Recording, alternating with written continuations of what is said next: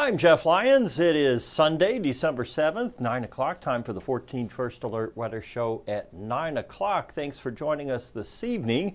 And we have a lot to talk about here in the week ahead. So we're going to do that first, and then I'll take your questions and comments off our 14 News Facebook page there in the comment section. So chime in if you like. We have that drizzle out there now, but we could see that kick over to a few flurries tonight. And then temperatures are going to rise for the first half of the week. We will see the warmest temp of the week on Wednesday as we climb to near 50 degrees. However, we pull the rug out from everybody, and there's a chance of snow Thursday. Bitter cold air settles in for the weekend, and another chance of snow perhaps on Sunday. So we're kind of running the bases here with the weather over the next few days. The radar pic right now, not concerning in any way. We just have cloud cover and that persistent drizzle out there. Very moist air, but at this time anyway, above freezing air. So no issues with travel or slickness or anything like that. By tomorrow morning at 6 a.m., we should be below freezing. The best chances for snow or any flurries will have shifted to our east. We clear out during the afternoon on Monday, so some sun tomorrow, and then a mix of clear and cloudy skies Tuesday, Wednesday, with a southwest wind warming us up, at least for the first part of the day through Wednesday. Right now we're at 37 degrees. The feels like temperature 31, though. It's kind of that damp cold out there. We were down to 36 this morning, and our maximum this afternoon was up to 44. So we had a relatively mild day, even though it was cloudy and damp out there. On the temperature change, we are basically exactly where we were yesterday at this time. There hasn't been a lot of fluctuation. Our low this morning, actually 5 degrees warmer than the average, and that is because we had the cloud cover out there to keep us from chilling out too much. And then this afternoon's high lagged a little bit there, about 4 degrees below normal. For the month now, this is the warmest day, or I guess, no, yesterday was the warmest day there, Saturday with 46. 44 today, and no measurable rainfall really, or snowfall. For the season, we're still standing at 1.1 inches of snow, and our monthly rainfall deficit now has fallen to about 3/4 of an inch below normal. We're still an even 10 inches ahead of the normal rainfall for the year. That's quite a bit, and our average temp is still much colder than normal, with just a handful of days factored in. Cloudy to start tomorrow for that morning commute. There may be a little fog out there too, and then we see some clearing in the afternoon as the current weather system shuffles on out to the east, but that clearing will be very short-lived because once the cold front comes through, high pressure will dig down into the south and bring us a southerly wind. And we know, of course, anytime we start to draw air from the Gulf, it also comes with moisture, and that will cloud us up again and give us that chance then maybe of some snow or rain on Thursday, late Wednesday night and early Thursday.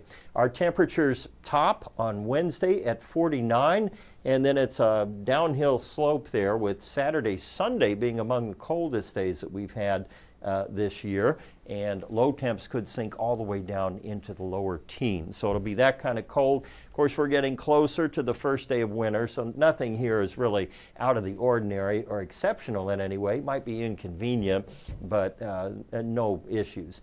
All right, looking at the GFS, let's look at Thursday here. We have a clipper system dropping in.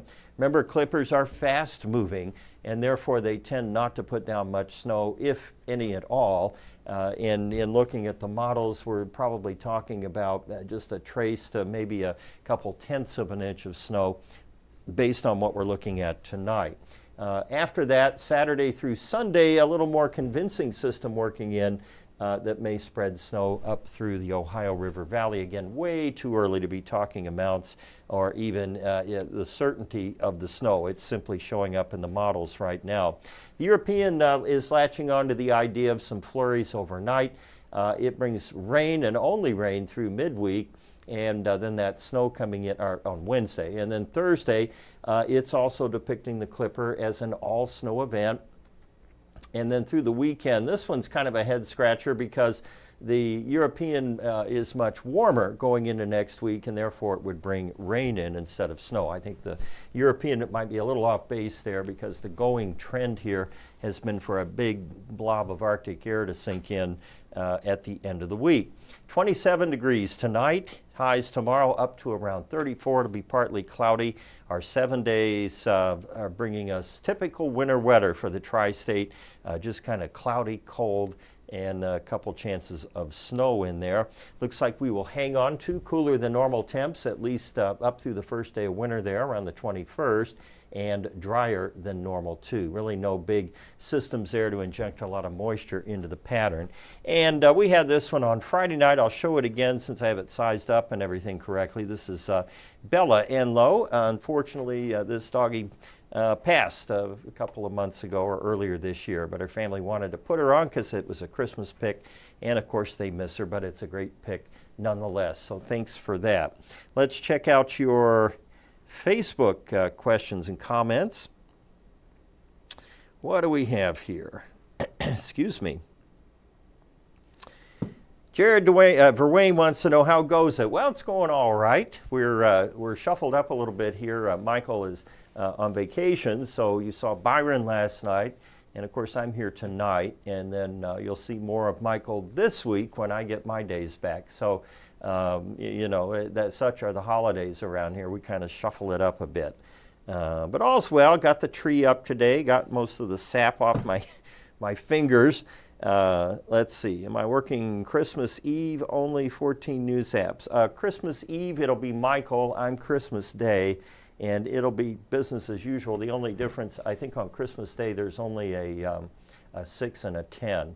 If I remember correctly. So just a couple shows in there. But yes, we'll have you covered, J.D. Rapp, and I appreciate the card, by the way, for Thanksgiving. All right, well, that's not the one I wanted in there, but I was going to talk about why is the sky blue, but we can also talk about why we get northern lights here for the Science Corner portion. And we've covered this many times here on the Weather Show, but you know the sun is still in an active sunspot cycle. In fact, we're coming off of that. And typically you get more aurora or northern light activities on those fringes, either when the sunspot activity is kicking in or lagging. And the sunspot cycles, I think, run around 11 years or so. And as you know, we've had a couple of pretty spectacular northern lights displays here in the tri-state. One just about a month ago, and the other one was last spring. I think it was last spring. You know when it was. Maybe it was 2 years ago now. But anyhow, you have a lot of energy, solar energy, coming off the sun, and that includes radiation, right? And so this geomagnetic radiation moves across space, and when it encounters the Earth, remember we have a magnetic pole, right? North and south. And so if you were to look at it this way, the magnetic fields kind of go out, almost like a figure 8 would look. And when the particles from the sun get into that magnetic field, they're drawn, of course, to the poles. And those particles that are ejected from the sun then begin to cause our atmosphere, the upper atmosphere, to glow. It ionizes, basically. And so what is happening when we get northern lights is that energy excites the atmosphere. The electrons collide with the various molecules up there, and you get the northern lights. The resulting excitation then yields a variety of colors. Now, the northern lights we had a couple weeks ago tended to be pink, so those were below 100 kilometers. And there were also, I saw pink and green, and I guess a little red too. We had all flavors out there. But anyway, the color that the aurora displays is dependent upon the altitude or height above the Earth that the particles are excited by the geomagnetic radiation from the sun. Let's see.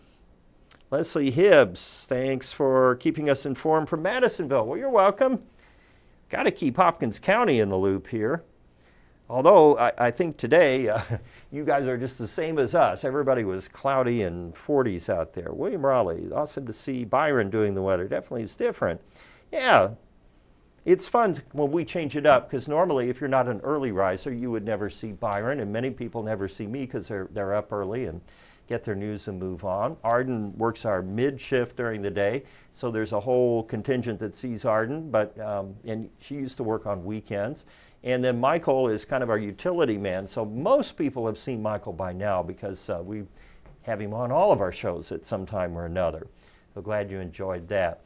All right, we have then the mildest temps on the way Tuesday, Wednesday, so do try to take advantage of those if you can. If you're still decorating outside and so forth, then that chance of snow Thursday and sharply colder for the weekend. Thanks for watching the First Alert Weather Show at 9 o'clock. I'll see you after the NFL game over on 14 News. Stay safe and have a good night.